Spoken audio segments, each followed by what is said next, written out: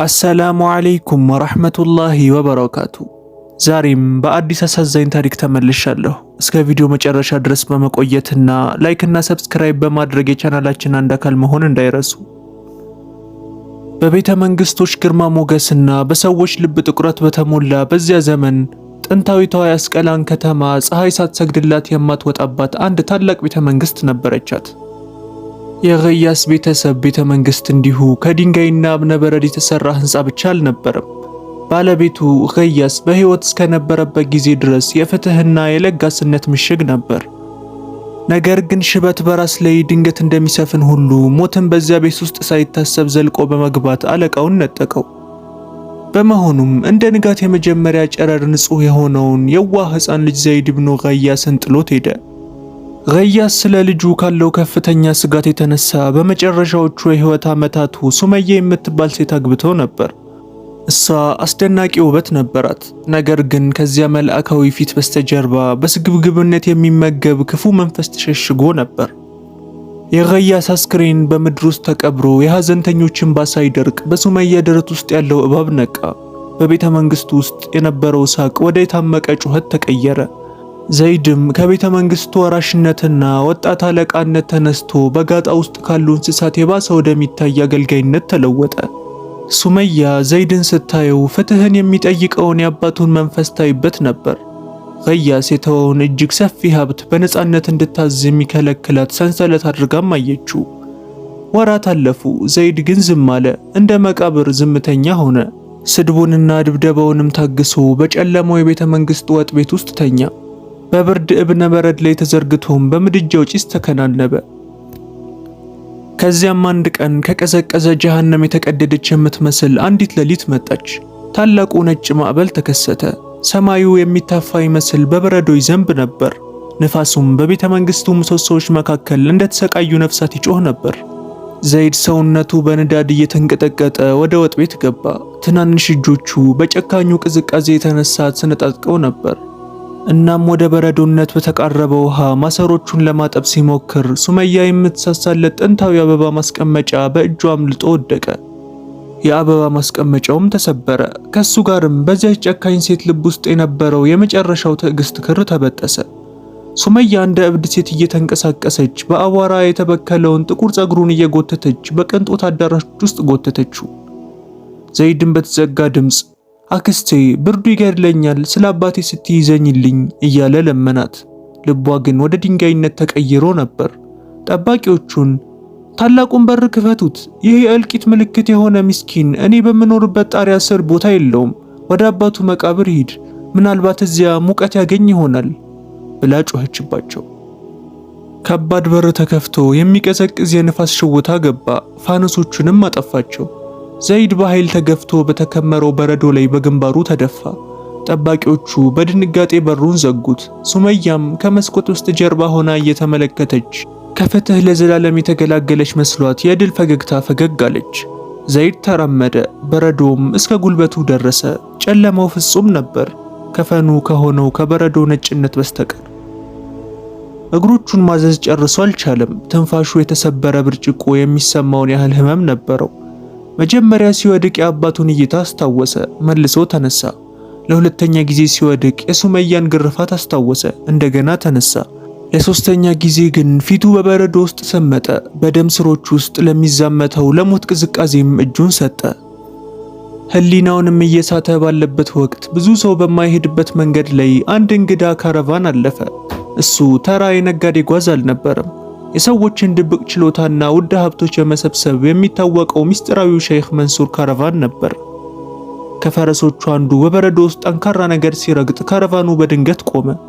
የተከበሩት ባለጺሙ ሼህ ከፈረሳቸው ወርደው እንደ እብነበረድ ምስል የሆነውን ሕፃን ለማግኘት በረዶውን በእጃቸው መቆፈር ጀመሩ። ሼህ መንሱር እጃቸውን በዘይድ ደረት ላይ ሲጭኑ አንዲት ነጠላ ምት ተሰማቸው። ደካማ ግን በሚያስደንቅ ሁኔታ ግትር የሆነች የልብ ምት።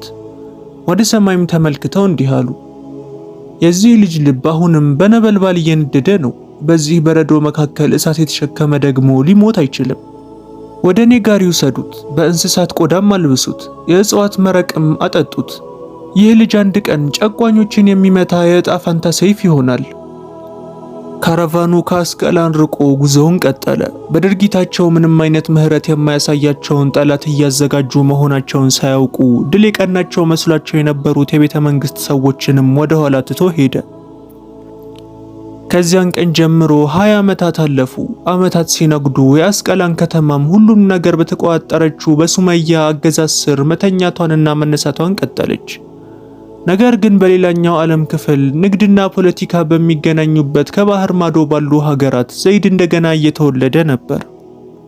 እሱ ከእንግዲህ የሚያለቅስ ልጅ አልነበረም። ነገር ግን አልማዝ በከፍተኛ ግፊት እንደሚወለወል ሁሉ በስቃይ እየተወለወለ ወጣት ሆኗል። ከሞት እቅፍ ያዳነው ሰው ሼክ መንሱር ነጋዴ ብቻ አልነበረም። በዚህ አስቸጋሪ የህይወት ትምህርት ቤት ውስጥ መምህርም ጭምር ነበር። አንድ ቀን ዘይድን ተመልክቶ እንዲህ አለው፣ ልጄ ሆይ ዓለም ለደካሞች ክብር የላትም፣ ለድሆችም አታለቅስም። መብትህን ከፈለግ አትለምን፣ በእውቀትና በሀብት ኃይል ነጥቀህ ውሰድ። ዘይድም አዲሱን ህይወቱን ከዜሮ ጀመረ። ነገር ግን በጽናት የታጠቀ ዜሮ ነበር። ቀን ላይ እጆቹ እስኪደሙ ድረስ በጀርባው ዕቃዎችን በመሸከም ይሰራ ነበር።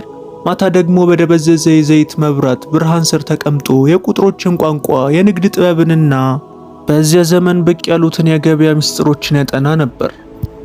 በሰበሰባት እያንዳንዱ ሳንቲም ውስጥም እሱን አውጥቶ በጣለው የበደል ቤተ መንግስት ላይ የሚወረውረውን ድንጋይ ያይ ነበር።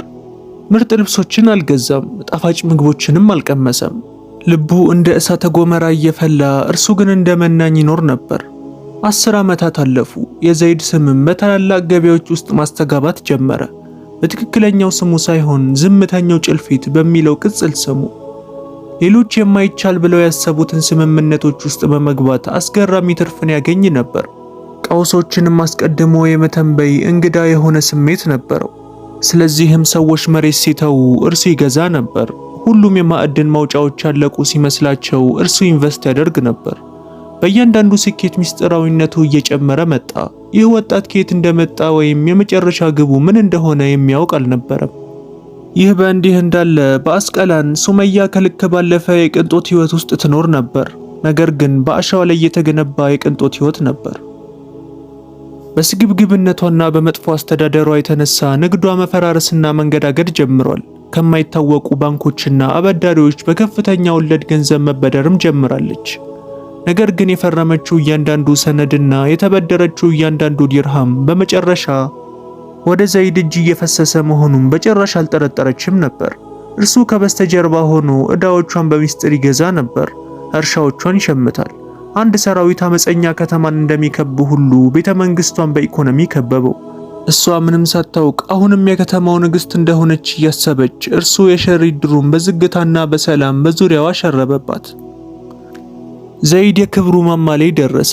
የባህር መርከቦችንና ማብቂያ የሌላቸው የንግድ ጓዞችን ባለቤት ሆነ። በአንድ ጠራ ያለች ሌሊትም በስደት ሀገር ባለው ውብ ቤተ መንግስት በረንዳ ላይ ቆሞ ከአስቀላን አቅጣጫ ወደሚነፍሰው ነፋስ ትኩር ብሎ ተመለከተ። የቀዘቀዘው በረዶ ፊቱን ሲነካው በሩ በላዩ ላይ ሲዘጋ የተሰማውን ድምፅና የሱመያን የስላቅ ሳቅ አስታወሰ። ሚስጥሩን ብቻውን የሚያካፍለውን ታማኝ የግል ረዳቱንም ጠርቶ እንደ ስለታም ሰይፍ ባለ ድምፅ እንዲህ አለው፣ ጊዜው ደርሷል በድር፣ መርከቦችን አዘጋጅ፣ ወርቁንም ሰብስብ፣ ወደ አስቀላን እንመለሳለን። ነገር ግን እንደ እንግዳ አይደለም። አንድ ቀን ተፍታ የጣለችኝን ምድር አዲሶቹ ባለቤቶች ሆነን እንመለሳለን። ዘይድ የህግ ባለሙያዎችንና የሂሳብ አጋሮችን ሰራዊት አዘጋጀ። ከተማዋ አይታው የማታውቀውን ታላቅ የንግድ ተጓዥ ጓዝ ሰበሰበ። ሰይፍ አልያዘም ነበር። ይዞ የነበረው የገያስ ቤተሰብ ቤተ መንግስት እያንዳንዱን ስዝር ቦታ ባለቤትነትን የሚያረጋግጡ የባለቤትነት ሰነዶችን ነበር። እንደ ሲኒማ አስደናቂ የሆነ አቀባበልም አቀደ። አካላት ከመንቀጥቀጣቸው በፊት ልቦችን የሚያንቀጣቅጥ አመላለስ። ለሞት ጥላው የሄደችው ህፃን ህልም አሽታው በማታውቀው ወርቅ መላ ህይወቷን ለመግዛት መመለሱን ስታውቅ የሱመያን ፊት ለማየትም ይፈልግ ነበር። ልክ ከተማዋን ተባሮ በወጣበት ዕለት የሚመስል ማዕበላማ ቀን በሚስጥራዊ አለቃ መርከቦች የአስቀላን ወደብ ደረሱ።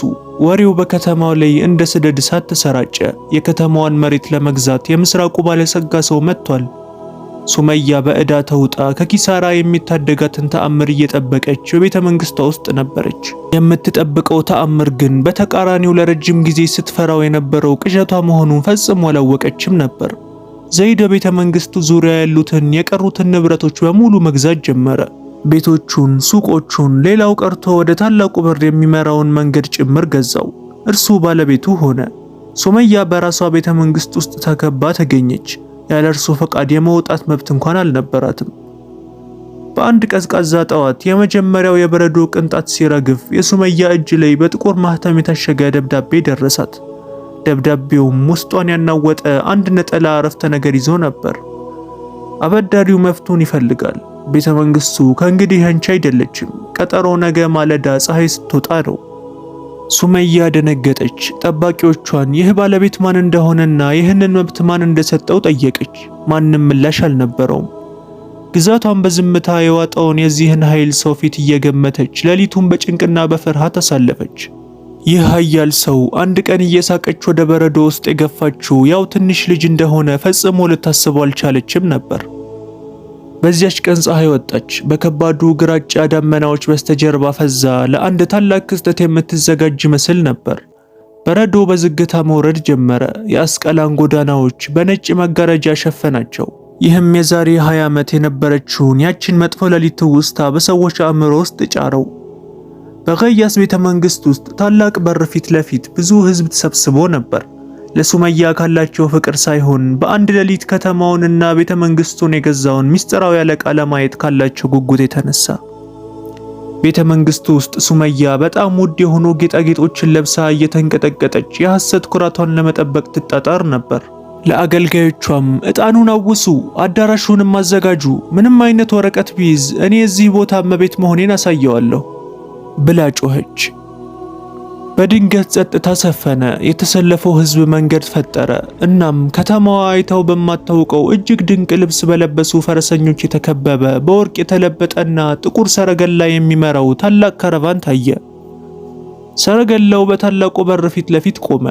ሊሞት በነበረ ሕፃን ላይ በተዘጋው በዚያው በር ፊት ግርማ ሞገስ የተላበሰ ረጅም ጥቁር የቆዳ ልብስ የለበሰና እይታው እንደ ምላጭ የተሳለ ሰው ከሰረገላው ወረደ። በራስ መተማመን በተሞላባቸው እርምጃዎችም ተራመደ። በረዶው ላይ በረገጠው እያንዳንዱ እርምጃ ተመልካቾች የበቀሉን ክብደት ይሰማቸው ነበር። ሱመያ ፈገግ ለማለት እየሞከረች ወደምትቀመጥበት ትልቅ አዳራሽ ገባ። እሷም በሚንቀጠቀጥ ድምፅ እንኳን ደህና መጣህ አዲሱ ባለቤት፣ ተሳስቼ ነበር፣ ገንዘብህን እመልሳለሁ፣ ብቻ ቤተ መንግስቴን ተውልኝ አለች። ሰውየው አንዲትም ቃል አልተናገረም። በአዳራሹ መሃል ላይ ወደ ተሰቀለው ትልቅ ስዕል ወደ አባቱ ወደ ገያስ ምስል በቀስታ ተራመደ። ልክ እንደ ዘላለማዊነት በሚሰማ ዝምታ ለጥቂት ሰከንዶች በፊቱ ቆመ። ከዚያም በቀስታ ዞሮ በቀጥታ የሱመያን አይኖች ተመለከተ። ምሰሶዎችን በሚያናውጥ ጥልቅ ድምፅም ጠየቃት። ይህችን ሌሊት ታስታውሻለሽ ሱመያ? ነፋሱ በዚሁ ድምፅ ይጮህ ነበር። በረዶም ምድሩን በዚህ ነጭነት ሸፍኖት ነበር። የሱመያ ፊት ገረጣና እየተንተባተበች ስለ የትኛው ሌሊት ነው የምታወራው? ደግሞስ አንተ ማነህ? አለች። ሰውየው የቆዳ ጓንቱን አውልቆ በእጁ ላይ ያለውን የቆየና ጥልቅ ጠባሳ አሳያት። በዚያች ባለፈች ሌሊት ከድብደባዋ የተረፈውን ምልክት። ትንፋሹ ፊቷን እስኪነካው ድረስ ተቃረበ። እናም ሰውነትን በሚያቆረቁር ድምፅ በሹክታ እንዲህ አላት፣ እንድሞት አውጥተሽ የጣልሽኝ የቲሙ ልጅ ነኝ። በረዶ አጥንቱን የበላው የመሰለሽ ሕፃን እኔ ነኝ። እኔ ዘይድ ኢብኑ ገያስ ነኝ። የዚህች ምድር፣ የዚህ ቤተ መንግስት፣ ሌላው ቀርቶ አሁን የለበሽው ቀሚስ እውነተኛ ባለቤት። ሱመያ መብረቅ እንደመታት ሁሉ በጉልበቷ ተንበረከከች። ዘይድ፣ የማይሆን ነው፣ አንተ ሙተሃል፣ በማዕበል ውስጥ ስትወድቅ አይቻለሁ እያለች መጮህና መለመን ጀመረች። ዘይድ እንደ በረዶ ቀዝቃዛ የሆነ ሳቅሳቅና እንዲህ አላት፣ የወደቅኩት ሕፃን ሆኜ ነበር፣ የተነሳሁት ግን ንጉሠ ነገሥት ሆኜ ነው። አሁን ደግሞ የምትወጪበት ጊዜ ደርሷል። ዘይድ የማስለቀቂያ ትዕዛዙን አውጥቶ ከእግሯ ስር ጣለው። 10 ደቂቃ አለሽ። እኔ እንድወጣ እንዳደረግሽኝ ሁሉ በዚህ በር በኩል ውጪ፣ ያለምንም ገንዘብ መጠለያና ምህረት። ጠባቂዎቹ ጣልቃ ለመግባት ሞከሩ። ነገር ግን ዘይድ በእጁ ጠቀሰ። ጠበቃዎቹም ከፖሊስና ከህግ አስከባሪዎች ጋር መጡ። ሱመያ ለረጅም ጊዜ ስታሰቃያቸው ወደ ነበሩት አገልጋዮች እየጮኸችና እየለመነች ወደ ውጪ ተጎተተች። ማንም ግን ወደ እርሷ ዘወር ብሎ አላያትም። በረዶ በከፍተኛ ሁኔታ እየወረደባት ሱመያ ወደ ጎዳናው ወጣች። ልክ ዘይድ ከ20 ዓመታት በፊት እንዳደረገው ሁሉ በሩ ፊት ቆማ እያለቀሰችና በሩን በእብደት እየደበደበችም ቀረች። ነገር ግን ሁሉም ሰው ዘይድ በበቀሉ እንደሚደሰትና እንድትሞት እንደሚተዋት ሲጠብቅ ማንም ያላሰበው ነገር ተከሰተ። ትንሹ በር ተከፈተ። አንድ አገልጋይም ወፍራም ጨርቅና የተወሰነ ገንዘብ ይዞ ወጣ። እሷን ተመልክቶም እንዲህ አላት፣ አለቃ ዘይድ እንዲህ ይልሻል፣ እኔ እንዳንቺ አይደለሁም። ይህንን ገንዘብ ውሰጂና ከዚህ ርቀሽ ሕይወትሽን ገንቢ። ፍትህ ተፈጽሟል። የቲሙም እንደተበደለው አይበድልም። ነገር ግን እውነተኛው አስደናቂ ነገር በውስጥ በኩል ነበር።